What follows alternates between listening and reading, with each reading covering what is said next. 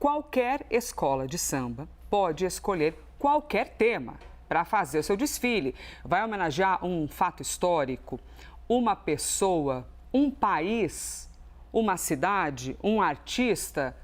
Todo mundo, existe a liberdade absoluta, poética e de criação. Mas aí o que aconteceu?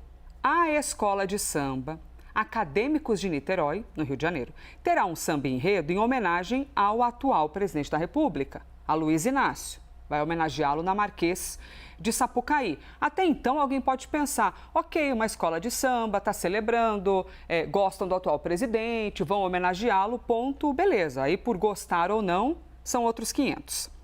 Mas aí o que aconteceu? Deixa eu mostrar aqui para vocês. O Tribunal de Contas da União o tribunal é responsável por ver, como o nome diz, as contas da União, aquilo que é dinheiro público. O tribunal pediu a suspensão de verba pública para a escola de samba que tem um enredo sobre Lula. Escola de Samba Acadêmico de Niterói terá samba enredo em homenagem ao atual presidente. O pedido foi motivado por um contrato de...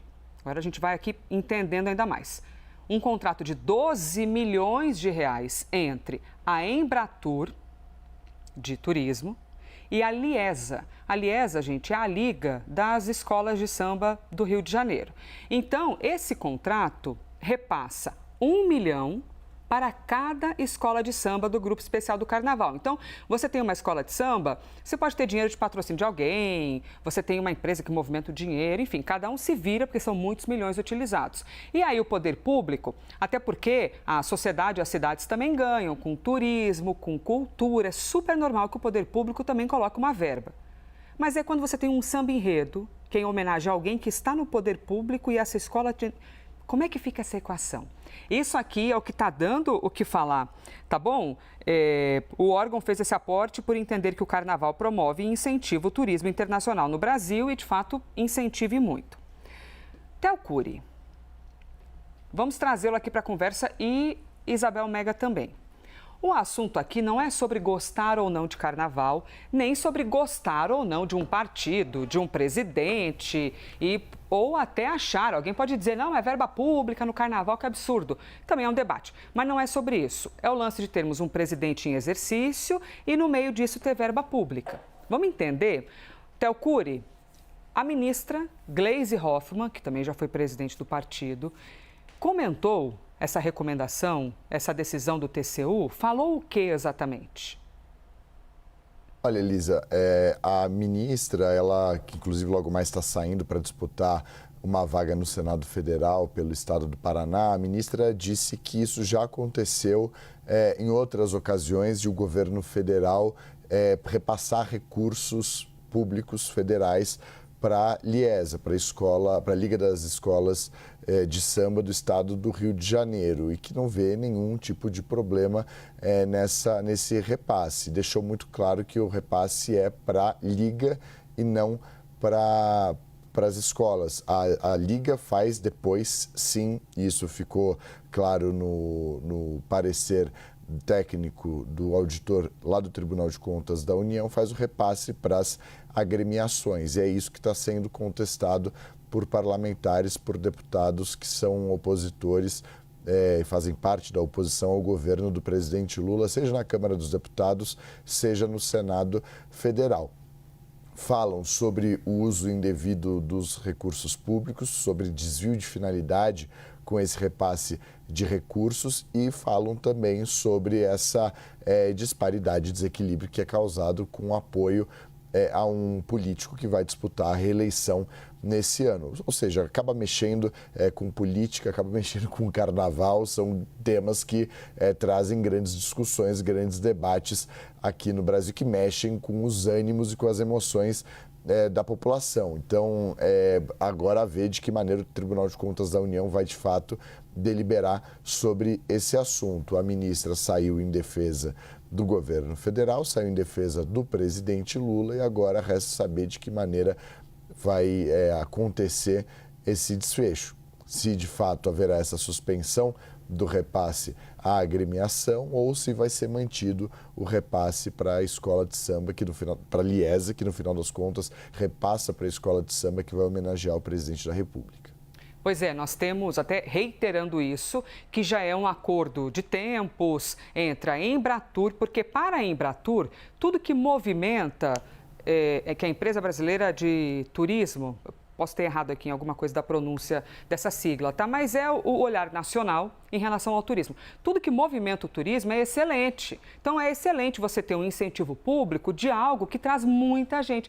É gringo, traz gente do Brasil inteiro, isso é normal. E sempre, todos os anos, então, são 12 milhões de reais para cada uma das escolas, 12 milhões no total, e cada escola recebe 1 milhão. Quanto a isso, gente, até reitero, pode ter o debate, se você acha que isso é certo, que isso é errado e tudo mais. Isso é um debate.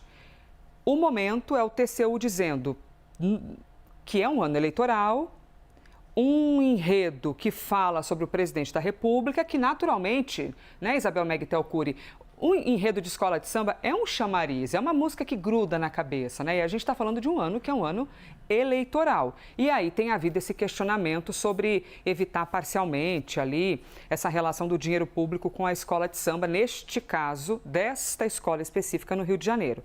Isabel Mega, a oposição, se eles precisam de uma onda para surfar, essa onda é grande, né?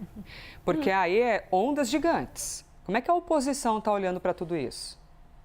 Pois é, vocês estão comentando do TCU, né? Aliás, bom dia para o Theo, acho que eu não tinha falado bom dia para ele aqui ao vivo ainda. Tem o outro lado também, porque a gente vai ter, muito provavelmente, uma espécie de adiantamento de algo que é muito marcante em ano eleitoral, que são as provocações à justiça eleitoral.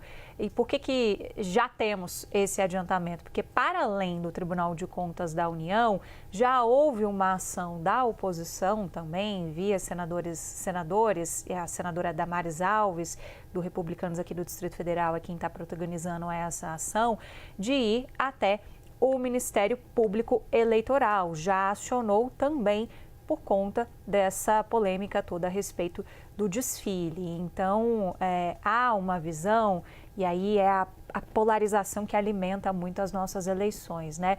De que esse desfile, que vai ter o enredo do Alto do Mulungu, surge a esperança, Lula, o operário do Brasil, é uma clara homenagem ao presidente Lula. E aí o que argumenta a senadora Damares Alves, que além disso, seria palco para tecer críticas provocativas ao ex-presidente Jair Bolsonaro, inclusive com desinformações que Damares Alves classifica dessa maneira, de que Jair Bolsonaro teria matado pessoas durante a pandemia. Estou citando isso aqui a partir do material que foi enviado pela própria equipe da senadora Damares Alves, para a gente sentir um pouco como que esse assunto é polarizado. Então, é uma representação junto ao Ministério Público Eleitoral. Em algum momento, isso pode escalar para a Justiça Eleitoral e aí a gente tem uma antecipação realmente dessas provocações que são muito frequentes via Justiça Eleitoral, mas quando a gente já está no momento da campanha, daquilo que pode, o que não pode, de peça publicitária que é derrubada de um lado, de outro, isso é comum. A gente tem essa antecipação diante de um debate que já está polarizado desde agora, desde fevereiro, a partir desse emprego de verba pública por meio da Liesa. O Theo estava sintetizando um pouco dos argumentos do governo, né? Quem saiu em defesa do presidente Lula foi a ministra Gleisi Hoffmann, e a linha de argumentação é muito no sentido de que o governo destina a verba, né, via Embratur, mas quem escolhe o direcionamento é a Liesa, que é a Liga das Escolas de Samba no Rio de Janeiro.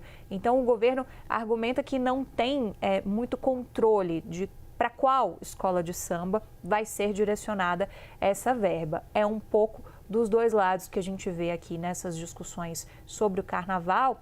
E um adendo, viu, Elisa? Porque o carnaval está total na agenda do presidente Lula, seja no Rio de Janeiro, seja em Salvador e até também no Recife. Lula quer ir até o Galo da Madrugada, famoso no Recife, e também acaba fazendo política, digamos assim, junto aos aliados, porque não se fala em outra coisa, até mesmo no carnaval, não se fala em outra coisa a não ser nas eleições. É isso que está dominando todos os debates políticos. Então, aproveita um pouco o carnaval para fazer esses arranjos e conversas eleitorais também.